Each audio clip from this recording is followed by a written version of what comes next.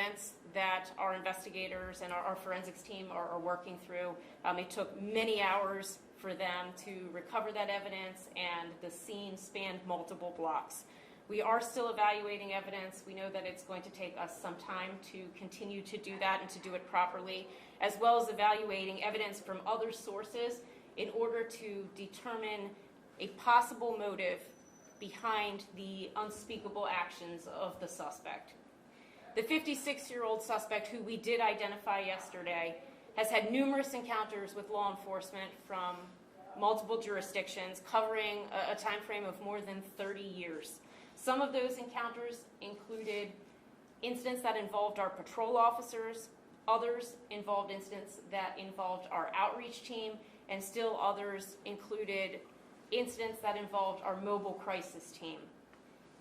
In just a few moments, Colonel Andre Davis, who is the Bureau Chief of our Criminal Investigations Bureau, will provide a timeline of events as we know them now, as well as some other details that we have not yet provided on this case. Before I turn things over to County Executive Olszewski and then Fire Chief Joanne Rund, and then finally by Colonel Davis, I just want to take a moment to recognize the courage that was displayed by our officers who responded to this complex and unfolding active incident that occurred on Saturday morning.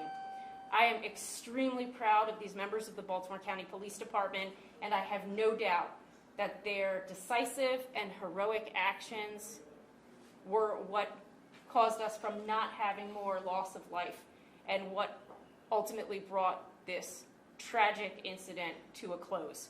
I also want to thank the members of the Baltimore County Fire Department, as well as the 911 operators and the police and fire dispatchers for their professionalism, their endless support, and the critical roles that they held during this unfolding incident, as well as the work that they do every day. And with that, I'd like to turn it over to County Executive Olszewski. Thank you, Chief. And thank you, Chief Rund and Chief Hyatt, to both you and your teams for the leadership and courage displayed these past few days. In a bit of irony, I was at Delaney Valley Gardens the day before this horrific incident, where we commemorated those officers and firefighters who bravely run into dangerous situations all the time, who made the sacrifice, the ultimate sacrifice to do that. And this was certainly a reminder of the brave men and women that we have in Baltimore County in both the police and fire services who are willing to do that. So thank you to both of you, Chief Hyatt and Chief Rund. I first want to extend my deepest and most heartfelt condolences to those who lost a loved one in this horrific incident. And I likewise want to extend my prayers for recovery and healing, both for the individual who was injured, as well as the community who was devastated by this action. You know, we hope that we are able to trust our neighbors. We have a social compact, and that compact was broken, and my heart aches for the residents who were impacted by these actions. I do want to applaud Chief Hyatt again and her team for connecting our mobile crisis team with the community, where we are ensuring that any and all resources needed for our residents are being provided. This is certainly an incident that produces more questions and answers in this moment, and we know that this is an investigation that is complex and will take some time. However, I have every confidence that both Chiefs Hyatt and Rund, along with their leadership teams, their investigators, and their staff, are fully committed to a full and thorough investigation. And we certainly don't think that now is an appropriate time for speculation, but this is, I think it's worth noting, the second time standing here with Chief Hyatt in the wake of a mass shooting that we know has some nexus to a mental health component. Each of those situations were unique, but taken together, they've proven that we certainly need to take a more serious look at any gaps that may exist out there. And we know that we will learn more in the coming days and weeks, and we will continue to look at whether changes are needed, be they local, state, or even national. We look forward to a better understanding as I know that all residents of Baltimore County and our surrounding region look forward to as well. In the meantime, I ask for patience as our very talented and capable investigators do their work, and I would ask that you would please join me in keeping the individuals, families, and communities impacted by this horrific incident in your prayer. With that, I will turn things over to Chief Rund. Thank you, County Executive Olszewski. My name is Joanne Rund. I am the Fire Chief for Baltimore County. We were alerted on that horrible day of May 8th to 7500 block of Maury Avenue for a 2-alarm fire with multiple shootings. Our fire dispatch was at 6:41 a.m. The first alarm was dispatched at that fire at 6:41 a.m. with multiple calls and also reports of shots fired. The police arrived on scene first, and I would like to thank Chief Hyatt and her team for the wonderful job that they did in protecting our firefighters as they arrived. The first arriving truck and engine from Station 13 of Westview arrived at 6:50 a.m. Engine 13 and the truck found a house fully involved. They immediately called for a second alarm. At 7:06, our command confirmed that the townhouses were fully involved in fire, and at 7:14, they announced a collapse. At that point in time, we notified BG&E that we had a gas-fed fire. The command advised that we needed to establish a 100-foot perimeter around that area so our personnel would be safe, and pulled our firefighters out of the adjacent location. At 8:03, the house to the right of the origin of the house that started the fire collapsed. At 8:34, our hazmat crews were dispatched to arrive on location because of an active gas leak that was from the fire being put out from one of the gas leaks, or gas mains, excuse me. At 8:52, the buildings and the storm drains were confirmed that they were negative for a test of gas. At 9:04, the county building engineers arrived on location, and they started taking a look to see if it was safe to go in. At 9:33, Red Cross was requested for assistance. At 12:04, BG&E shut the gas off, and the fire was put under control shortly thereafter. Our personnel, both police and fire, dealt with a lot of fatalities and injuries that day. 5 civilians were injured or killed, including the shooter. When fire units pulled up, our firefighters found people on the streets. All were on the ground, were obviously injured. Fire and EMS began to immediately render care, all with the protection of our wonderful police officers around us. I am so proud of the fire and police departments in Baltimore County on that horrific day. At around 7:40, a 5th person was located inside the home to the left where the fire had started. Firefighters found this victim, who was dead at the scene, while doing a search to put out that last part of the fire. No firefighters were injured at this location. The fire department's heart, our sympathy, our prayers go out to the community and the citizens, along with the loved ones that lost someone that day.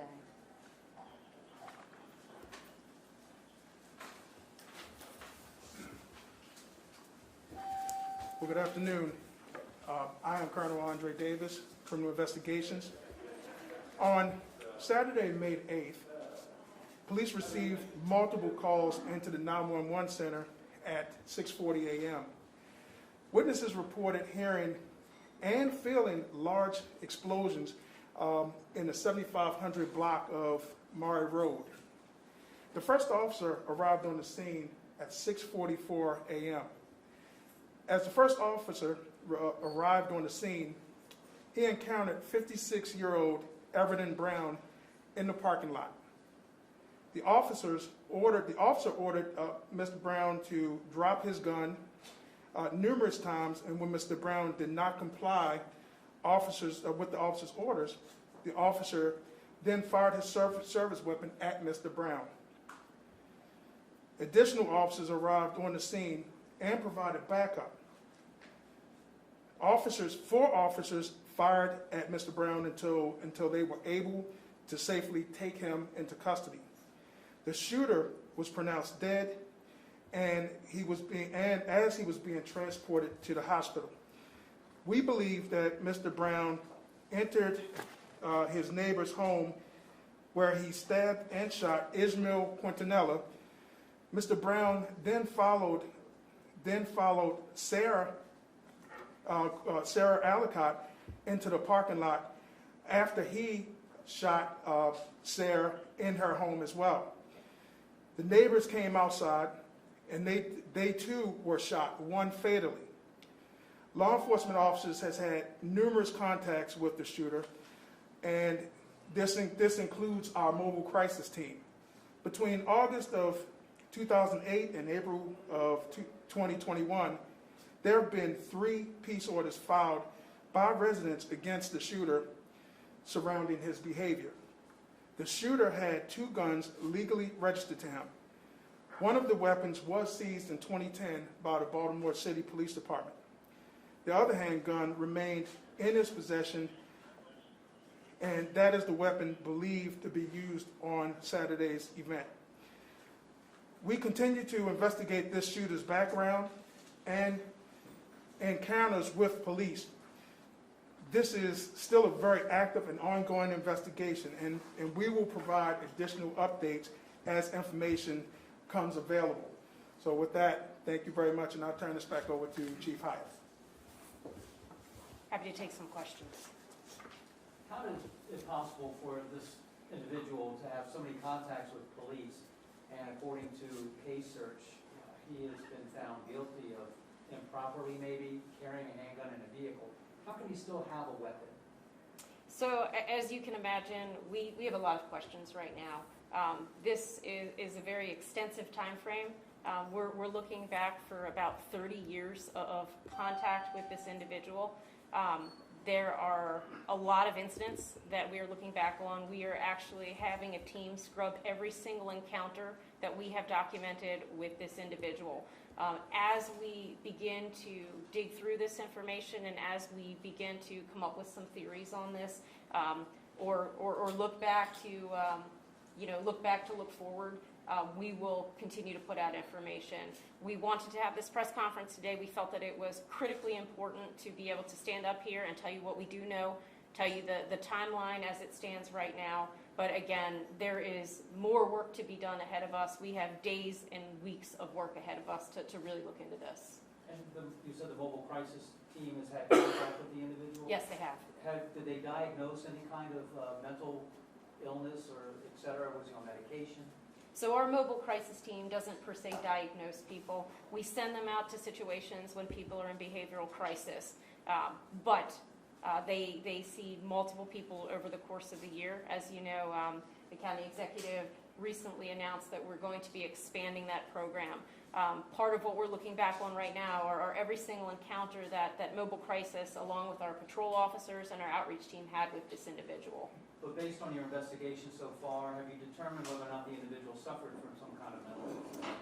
You know, right now we don't have anything that is a diagnosis, but I think that all of us collectively, based on some of the behavior that we know this individual was engaged in the past, encounters he had with our police officers, comments that he made to our officers as well as neighbors, I certainly think that we can infer that he had some type of mental illness. As for what his specific diagnosis or diagnoses were, that I don't know right now. Chief, along that thread, are you aware of any extreme risk protective orders enacted involving this suspect, specifically by officers in the department? So right now, that's some of what we're looking back on. As you know, for ERPO, or Extreme Risk Protective Order, there are some very specific elements that have to be present for that. As of right now, we have not seen any, but part of what we're continuing to do as we take a look backwards is to see, when ERPO was enacted in 2018, so it's throughout, we've had 30 plus years of encounters with this individual. It's only been enacted, over the last few years. I will tell you, our department absolutely has embraced, red flag, embraced ERPO. Since it was enacted, we've had over 200 encounters with individuals where ultimately firearms have been seized from their homes. But again, we're so preliminary in this investigation, but we will follow up with that. That is one of the things we're focused on. And I may have missed the metric. How many interactions with the mobile crisis team have there been, if you have that information? I don't have the specific numbers, but I know that there have been multiple. Thank you. Sure. Multiple neighbors said that they believe that this could have been prevented and that they're upset that more wasn't done to address his mental health issues, saying they came to police and the homeowners association saying they knew something like this was going to happen and it was only a matter of time. Do you think there was something that could have been done to prevent this? And like the county executive alluded to, there are changes you guys are planning or hoping to make to prevent something like this from happening in the future? So I'll say this. First of all, this was a horrible, horrific incident, and we are committed to picking through every piece of evidence, every report, every encounter. But mental illness in itself is not a crime.